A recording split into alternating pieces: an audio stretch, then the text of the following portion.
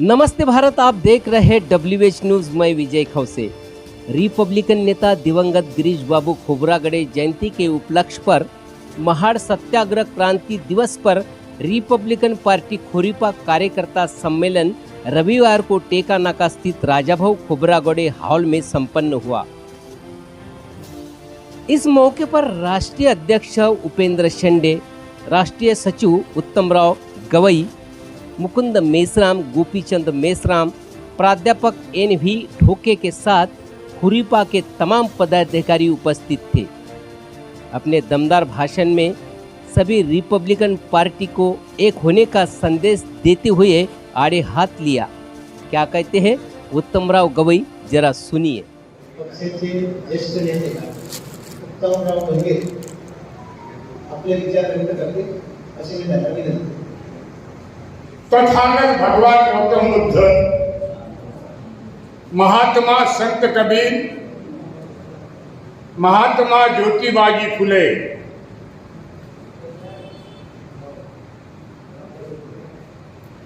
इन तीनों गुरुओं के कार्य पर अपने कर्तृत्व का कलश चलाने वाले महामानव डॉक्टर बाबा साहेब अम्बेडकर, बाबा साहब के मानस पुत्र करके जिनको सारी दुनिया जानती थी, जिनका समाज कार्य के लिए बाबा साहब ने खुद चुनाव किया था, वो मृत्यु से रिपब्लिकन पार्टी के संस्थापक अध्यक्ष बैरिस्टर राजाभाऊ खोब्रागड़े आज मंच पर विराजमान रिपब्लिकन पक्ष के राष्ट्रीय नेता, अध्यक्ष, माजी MLA आमदार उपेंद्र शेंडे साहब, पार्टी के राष्ट्रीय महासचिव खोब्रागड़े जी,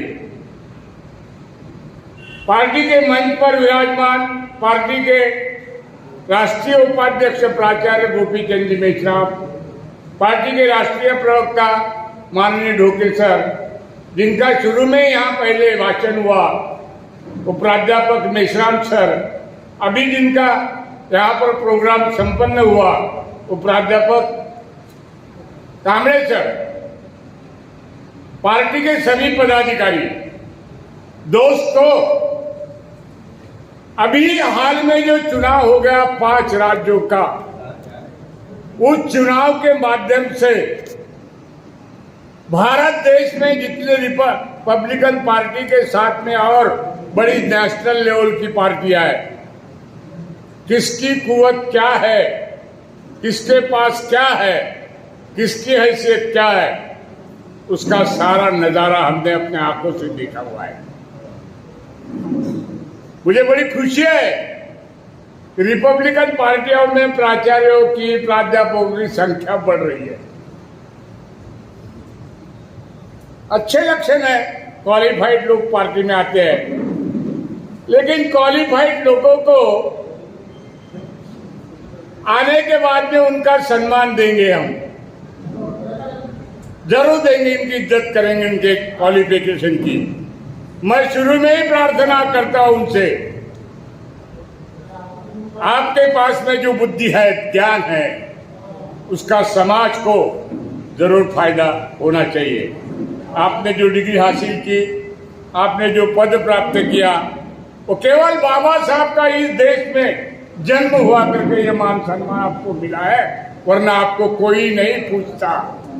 जिस बाबा साहब के वजह से आपके नाम के पीछे प्राचार्य प्राध्यापक लगा है, उस बाबा साहब का ऋण फेरने के लिए, कमजोर रिपब्लिकन पार्टी को बर्बादी से बचाने के लिए, आपका पॉकेट भी खुला करने की आप दक्षता लेंगे, ऐसी मैं आपसे रिक्वेस्ट करता हूं। दोस्तों, सब बातों का नाटक, नौटंकी की जा सकती है, पैसा नौटंकी नाटक करने वाला काम ही है। हमें अभी सोचना पड़ेगा, हमने कितने भाषण दिए, पार्टी को मजबूत करो, पार्टी को मजबूत करो, काय के भरोसे पर मजबूत करो, पार्टी मजबूत कैसे होंगी? अरे इतिहास को कभी पढ़ते हैं क्या आप? टीवी की न्यूज कभी सुनते हैं क्या आप? भारतीय जनता पार्टी को कितना डोनेशन कंपनियां देती है? इसका कभी हिसाब लगाए क्या? सोनिया गांधी के कांग्रेस को कितना पैसा विदेशियों से मिलता है, बाकी कंपनियों से, इंडस्ट्री से मिलता है, इसका कभी हिसाब लगाए क्या?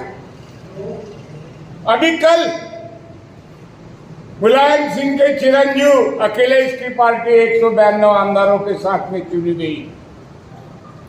अपने महाराष्ट्र में भी वैसा ही है।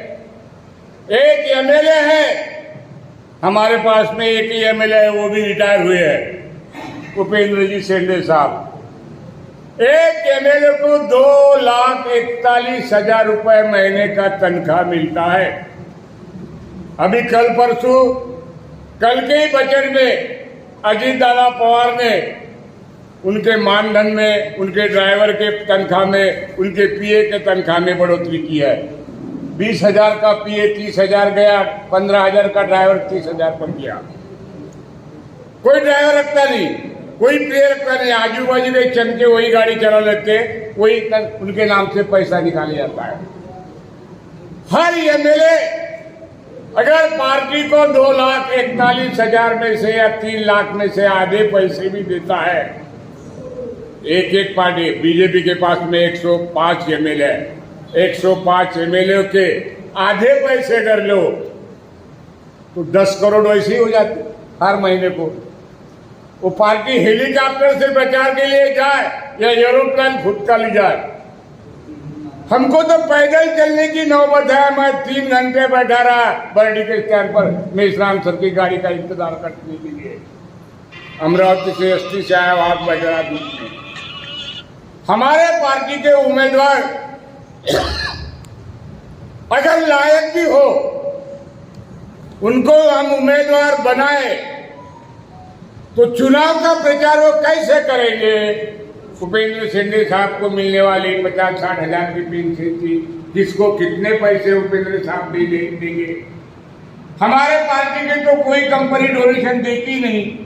दिखाओ रिकॉर्ड, उपेंद्र शेंडे के नाम से कोई हमें टाटा ने, बिरला ने, एदल जी ने, अंबानी ने 10 पैसे भेजे क्या? नहीं भेजे। दूसरी बात, हमने आंदोलन की दिशा को अब बदलना चाहिए। हमेशा के भाषण है हमारे कार्यकर्ता ऐसा होना चाहिए, कार्यकर्ता वैसा होना चाहिए। इससे कार्यकर्ता में कोई बदल नहीं होगा। भूखे प्यासे आदमी को कितनी भी अक्ल बताओ, उसके सूझबूझ के बाहर की बात है। हमें कांग्रेस, राष्ट्रवादी कांग्रेस, बीजेपी, शिवसेना, मन से इन सारे पार्टियों के एमएलए का मिलने वाला मानधन हमेशा के लिए बंद करना चाहिए। ऐसे इस काम के लिए हमें मोर्चा निकालना चाहिए। नहीं बंद कर सकते तो ये भिखारी है ऐसा उनको घोषित करके दारिद्र्य का उसको काट देना चाहिए। 5 साल एमएलए रहा हुआ आदमी अगर मरते दम तक पेंशन ले, 5 साल रहा हुआ आदमी मरने के बाद में अपने बीवी को भी पेंशन दिलाए, जनता की बिन पानी से की हजामत है, हराम की पैसे का बंटवारा क्यों सरकार करती है? ये हमारा एमएलए एक है, बंद करो शेंडे साहब की पेंशन। मेरी डिमांड है शेंडे साहब को जिंदगी और पालने की, आपके सामने हमें देता हूं मैं मेरा। इनका पेंशन बंद होना चाहिए और बेल नहीं दे सकते तो फिर इनको भिखारी घोषित करके इनको आदेश दो कि ये भिखारी है इसलिए इनको पेंशन देके हमको पालना पड़ने की जरूरत है।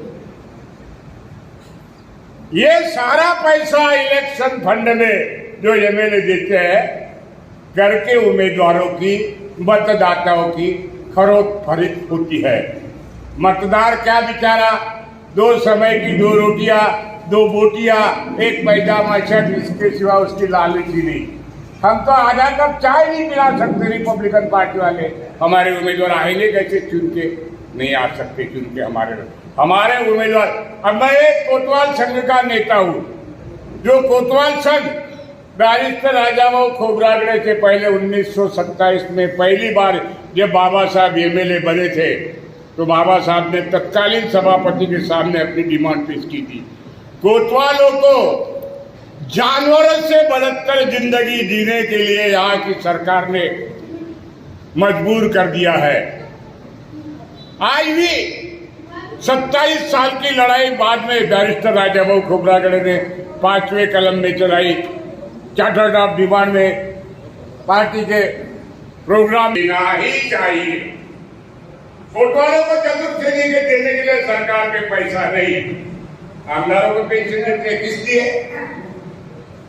क्यों आमदारों को पेंशन? जिसके पास मेडिकल कॉलेज है, इंजीनियरिंग कॉलेज है, स्कूल है, शुगर फैक्ट्री है, उनको पेंशन आप देते हैं किस लिए? जनता के पैसे की लूट नहीं है, डाकू लुटेरों की सरकार है, लुच्चे लफंगों की सरकार है, चाहे कांग्रेस की हो, बीजेपी की हो, राष्ट्रवादी की हो या मनसे शिवसेना की हो। जितनी भी सरकार आई है वो डॉक्टर बाबा साहब अम्बेडकर के पार्टी को नेस्तनाबूद करने के लिए काम करती है। मेरा खुला आरोप है, चाहे जिसको जाना है मेरे खिलाफ कोर्ट में जाए, तो कोई कार्रवाई करे, उसके लिए सामने जाने के लिए तैयार है। अभी दूसरी एक बात, हमारे जो नेता है किसके पास में पैसा है हराम का, फालतू घूमने के लिए, खर्च करने के लिए? कौन कहां से लाएगा? एक आध एमएलए के लिए खड़ा करो तो एक जिला परिषद सदस्य 5 करोड़ रुपए आज खर्चा करता है चुनाव जीतने के लिए। महानगर पालिका का मेंबर नागपुर जैसे महानगर 10 करोड़ करता है। हमारे पास में तो इलेक्शन का डिपॉजिट भरने के लिए 5,000 नहीं मिलते, तो कहां से हम 10 करोड़ करके हमारा उम्मीदवार चुन के आ ही नहीं सकता, चाहे किसी के भी साथ में हम तय करो। दूसरी बात, यहाँ भी मेश्राम सर ने शुरू में बताया था कि बैरिस्टर के जमाने में हमारे 9 खासदार चुन के आए थे, 17 एमएलए चुन के आए थे महाराष्ट्र। हकीकत है 1957 की बातें आज लागू पड़ती नहीं। उस वक्त लोगों में दम था। 56 का बाबा साहब का निधन था, धर्मांतर की क्रांति का जोश था, आज नहीं है। एक घर के 1000 टुकड़े हुए, एक दिल के 1000 टुकड़े हुए, कोई यहाँ गिरा, कोई वहां गिरा, कोई वहां गिरा। और जिसमें सबसे सस्ता बिकने वाला माल कोई अगर है, माफ करना मुझे, हकीकत बोलता हूं, जिसे बोलते हैं महार बांग और मुसलमान, इनको कोई नहीं खरीदो, कोई नहीं खरीद लो इनको, कोई भी बोल लगा दो। और तुमसे सबसे बड़ा बदमाश तो मंजिंदोरा है तुम्हारा। दिन तो हर पल में आदमी दिखता है, हर पल में, एक मिनट में। नागपुर के लोग तो दूध के धोए हुए नहीं, सबसे बदमाश तो नागपुरी है। यहाँ के एमएलए आज हॉस्पिटल से घर में आए हैं, प्राध्यापक जोगिंद्र जी कवाड़े, छुट्टी हुई, उनको बीमार थे, किडनी का तकलीफ थी उनको, अभी डॉक्टर बोलते कंडीशन अच्छी है। खैरलाल जी के समय पर उन्होंने अपना इस्तीफा दिया था, फिर एमएलए क्यों बन गए कांग्रेस के माध्यम से? एमएलसी क्यों बन गए? जब इस्तीफा दे दिया था, कुछ कसर बाकी थी क्या? वो वसूल करने के लिए फिर से एमएलए बन गए। जिनके लड़के के फोटो लगे यहाँ पर राष्ट्रीय कांग्रेस के महाराष्ट्र के अध्यक्ष बने हुए हैं, वो राउत साहब का लड़का। अरे हमारे अमरावती में वही हो गया, जिंदगी भर हमारी कांग्रेस की राशि गोई ने की, उसका राजेंद्र गोई बेटा वही करता है। अब जो नीतीश राउत कर रहा है उसका बेटा आगे चल के यही करेंगे, क्योंकि पढ़ाई वैसी है। हमें पकड़ा है, तुम्हें पकड़वाता है, हमें न पकड़ो नहीं तो खुद पकड़े जाओगे। ये कौन बोलता है? मछली पकड़ने वाले के छड़ी में लगा हुआ जो गल होता है, और गल में लगा हुआ केचुआ है, जिसको मराठी में गांडूर बोलते हैं, सिदोड़ बोलते हैं, वो बोलता है मछली को हमें पकड़ा है। तुम्हें पकड़वाता है, हमें न पकड़ो तो खुद पकड़े जाओगी। ऐसे कांग्रेस वालों के, बीजेपी शिवसेना के गले में लगे हुए केचुए जो है, जिन्होंने हमारे समाज की, बाबा साहब की मिशन की बर्बादी की है। हमारा पहला मोर्चा है, इनके ऊपर होना चाहिए। इनको बर्बादी करने के जवाब हमने पूछना चाहिए कि हरामजादो, तुमको जरा सी भी लाज शर्म नहीं बची, फिर भी बोलते हुए जय भीम। और लोगों में जाके बताते हो कि हम बाबा साहब के मिशन को अंजाम दे रहे, कांग्रेस की चमचेगिरी करके, बीजेपी की रसगुल्ले खा के, शिवसेना के जय शिवाजी जय भवानी का नारा लगा के। यही तुम्हारी नीयत है, यही तुम्हारा काम है। हर कार्यकर्ता को पहली बार कांग्रेस के बाबा साहब के जमाने से मालूम है, जलता हुआ दिखा रहा है, अंगार का गोला है, उसके नजदीक भी मिल जाएंगे तो चटके लग जाएंगे। ये बाबा साहब ने वार्निंग दिया था। जिनके साथ में लंगोटी आना दोस्ताना कांग्रेस वालों ने किया है, उनकी तो धुलाई करने का काम हमने चालू करना चाहिए कि नालायक को वापस आओ, ये घर की आओ, रिपब्लिकन पार्टी की आओ। बाबा साहब के बाद में चला ये मिशन की ओर। मायावती का तो खूब चला, वाम सेठ का खूब चला। वाम सेठ के माध्यम से कांचीराम जी ने हमारे समाज का 2 पैसे कमाता हुआ वर्ग, इनके जैसे क्वालिफाइड लोग पहले अपनी छड़ी के गल को लगाए। तहसीलदार पति है और बहू उसकी घरवाली कांचीराम की कार्यकर्ता थी, मतलब पैसा ले लिया और बहू को काम को लगाया। ऐसे कांचीराम की पार्टी के बाद में BS4 बना। BS4 बनते बनते BSP बन गई और BSP का एक हरामखोर अभी बाहर निकल गया, सुरेश मानी, क्या नाम उसका, BRSP वाला। ऐसे जो लोग हैं जिन्होंने बाबा साहब के पार्टी को तोड़ दिया, उनसे सब किस्म के रिश्ते आपने तोड़ देना चाहिए। चाहे हमारा बेटा बीजेपी के साथ में लात मारो, उसके तरफ पे हटा दो उसको, ठीक है। हमारा DSP के मायावती से कोई रिश्ता नहीं। कांग्रेस के साथ में जाता है उसको भी मारो साले को जूते, हमारा उसके साथ में कोई रिश्ता नहीं। BSP वालों के साथ में, बीजेपी के साथ में अगर ऐसा कोई प्रोग्राम करके हमारा जो मोर्चा निकलता है, दलितों पर हो रहे अन्य अत्याचार, सांगी मगरापुर में हो गया, जावरा में हो गया, बेलची में हो गया, ऐसे जो हो रहे, इसके लिए मोर्चे निकालने की जरूरत नहीं। मोर्चे है, इनकी रसद बंद करना चाहिए। कांग्रेस को मिलने वाला मानधन जो है आमदारों का, वो बंद कर देना चाहिए। यह थी आज की राजनीतिक खबर। फिर मिलेंगे एक विशेष खबर के साथ, तो हमारे चैनल को लाइक करें, सब्सक्राइब करें और तमाम खबरों के लिए www.whnews.in पर भेंट दें।